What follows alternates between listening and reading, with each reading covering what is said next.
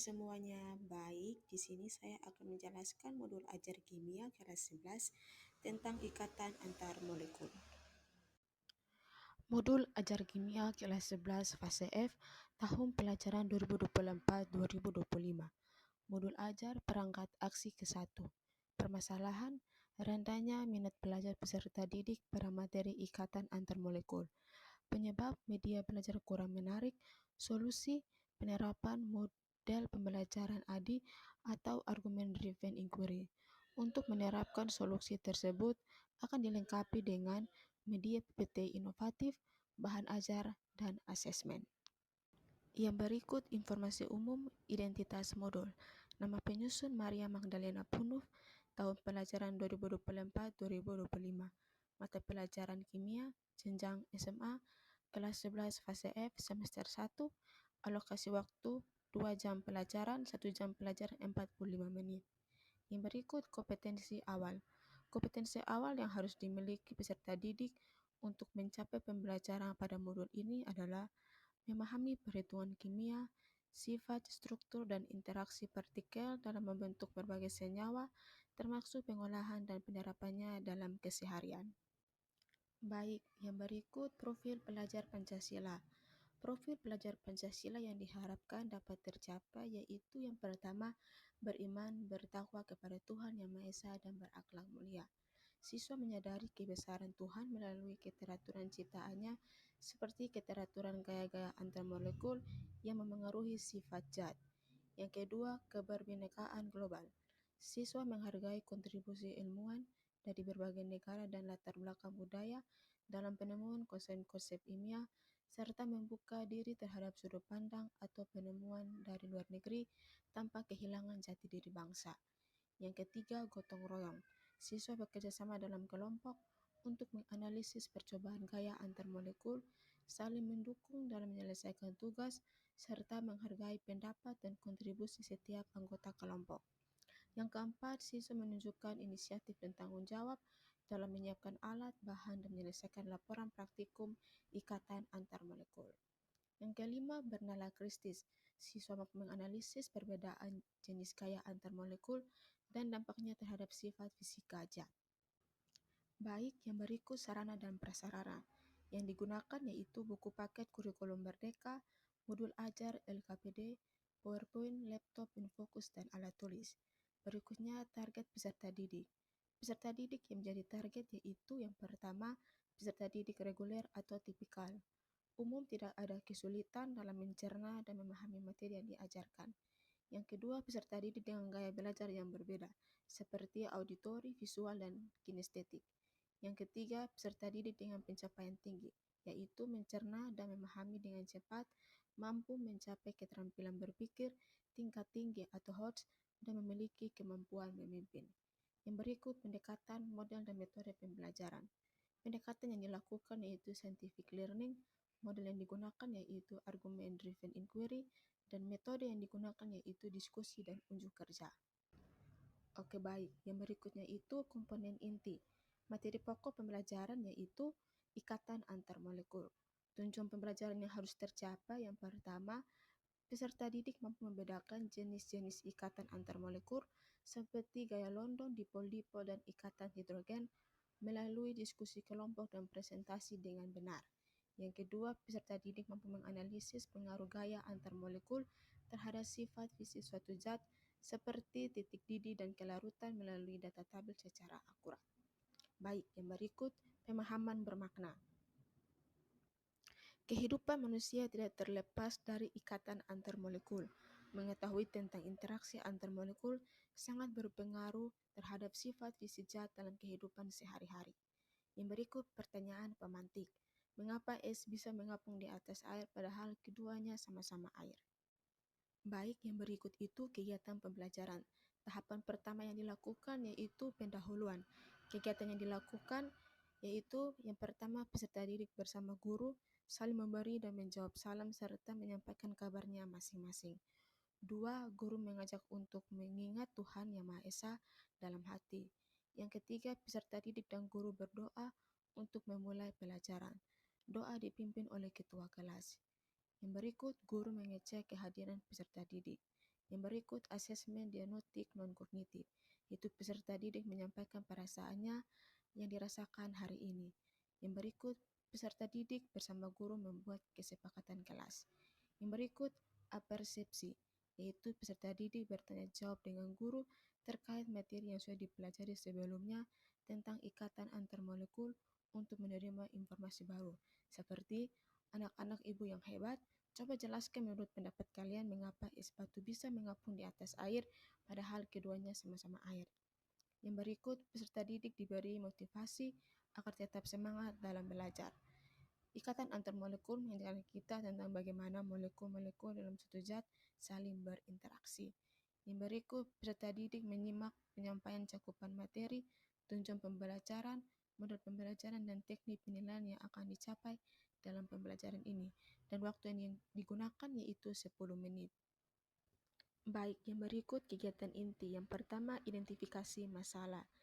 Peserta didik yang telah dibagi di dua kelompok yaitu jenis-jenis ikatan antar molekul diberikan bahan ajar dan LKPD terkait materi ikatan antar molekul. Peserta didik diberi kesempatan untuk bertanya setelah mempelajari materi sebelum memulai pembelajaran. Jika peserta didik tidak bertanya, maka guru akan mengirim peserta didik untuk bertanya. Yang berikut pada kegiatan ini diharapkan muncul pertanyaan seperti bagaimana bentuk ikatan antar molekul dan apa yang terjadi jika ikatan antar molekul itu terbentuk. Baik, yang berikut pengumpulan data. Yaitu yang pertama, peserta didik menyimak dengan seksama PowerPoint yang dipaparkan oleh guru. Yang berikut, peserta didik melalui literasi dalam kelompoknya mencari jawaban terhadap permasalahan yang ada melalui berbagai kajian literasi seperti bahan ajar, internet, dan buku paket kurikulum merdeka. Yang berikut, guru memantau dan melakukan observasi mengenai keaktifan peserta didik dalam melakukan diskusi pembuatan argumen sementara. Yang berikut, peserta didik merangkum hasil diskusinya dalam LKPD-nya masing-masing. Yang berikut, peserta didik sesuai dengan gaya belajarnya membuat peta pikiran seperti mind mapping atau gambar atau menuliskan ringkasan terhadap solusi yang telah ditemukan melalui diskusi kelompok. Yang berikut, peserta didik membuat bahan presentasi dari hasil diskusi yang mereka lakukan. Yang berikut, seksi argumentasi, yaitu peserta didik membandingkan hasil kerja kelompoknya dengan kelompok lain melalui presentasi di depan kelas. Yang berikut, peserta didik yang lainnya menyimak dan menganalisis hasil diskusi yang disampaikan kelompok penyaji. Yang berikut, kelompok lain diberi kesempatan untuk menanggapi hasil diskusi yang disajikan kelompok penyaji untuk memperkuat hasil eksplorasi pemecahan masalah dalam kelompoknya. Dan waktu yang digunakan yaitu 70 menit. Baik, pada bagian penutup, guru melakukan penilaian untuk mengetahui tingkat ketercapaian indikator tujuan pembelajaran melalui kuis. Berikutnya, peserta didik bersama guru melakukan refleksi atas pembelajaran yang telah berlangsung. Bagaimana perasaan kalian selama pembelajaran? Apa saja yang kalian pahami dari materi yang sudah dipelajari hari ini? Berikan contoh dalam kehidupan sehari-hari. Apa saja yang kalian belum pahami dari materi yang sudah dipelajari hari ini? Yang berikut, peserta didik menyimak informasi yang diberikan guru terkait pembelajaran berikutnya. Yang berikut, guru memberikan penghargaan pada kelompok pelajar yang paling baik. Pembelajaran ditutup dengan doa bersama dipimpin salah seorang siswa. Dan waktu digunakan yaitu 10 menit. Baik, yang berikutnya itu asesmen. Jenis asesmen yang digunakan adalah asesmen sumatif. Asesmen sumatif adalah penilaian yang dilakukan di akhir pembelajaran untuk menilai pencapaian tujuan pembelajaran. Tujuannya untuk menilai hasil pembelajaran peserta didik setelah mengikuti pembelajaran. Contohnya dalam ujian akhir, tugas akhir, proyek kelompok, dan presentasi. Yang berikut pengayaan dan remedial. Bagi peserta didik yang masuk kategori tidak paham, akan dilakukan intervensi dan pendampingan oleh guru dan orang tua atau wali. Yang berikut bagi peserta didik yang masuk kategori paham sebagian, akan dilakukan pendampingan oleh teman sejawatnya. Dan yang berikut bagi peserta didik yang masuk kategori paham akan melanjutkan ke tujuan pembelajaran selanjutnya. Baik, yang berikut rubrik penilaian. Yang pertama itu rubrik penilaian kuis. Kriteria yang pertama pemahaman materi. Skor 4, Pemahaman materi sangat baik dan tidak ada kekeliruan sedikit pun. Skor 3, pemahaman materi cukup baik dan ada sedikit kekeliruan. Skor pemahaman materi kurang baik dan terdapat kekeliruan. Skor 1, tidak memahami materi dan terdapat banyak jawaban yang salah. Baik kriteria yang kedua, kejelasan jawaban. Skor 4, jawaban sangat jelas, terstruktur dan sangat baik. Skor 3, jawaban jelas dan terstruktur dengan baik. Skor 2, jawaban cukup jelas namun masih terdapat kekeliruan.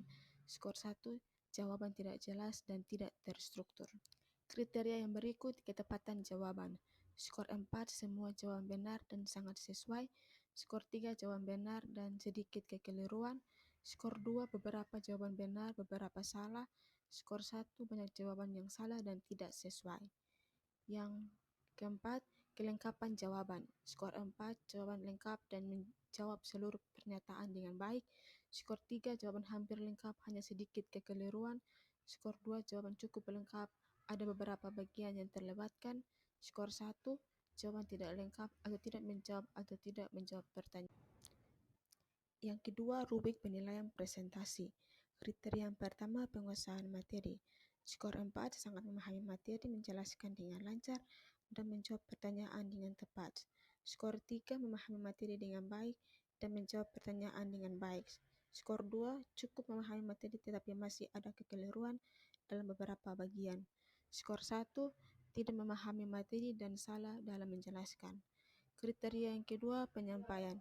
Skor 4, penyampaian sangat jelas, menarik, percaya diri, dan komunikatif. Skor 3, penyampaian jelas, cukup menarik, dan percaya diri.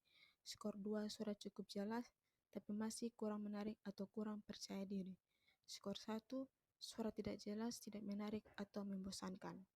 Kriteria yang ketiga, struktur presentasi. Skor 4, struktur sangat jelas, alur logis, transisi, antar bagian sangat baik.